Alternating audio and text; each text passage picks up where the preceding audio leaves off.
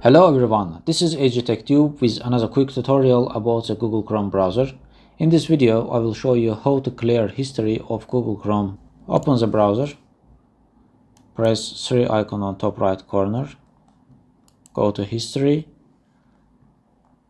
again press history. Now on the left tab, press clear browsing data. Here you can select the time range, last hour, 24 hours and etc. I will select just last hour. So if you want to delete only the history, just turn off these cached images cookies and press clear data.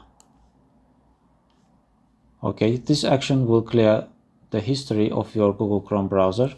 This is a pretty straightforward process. I hope it will be helpful for you. I'm looking forward to catch you in my next videos. Thanks for watching.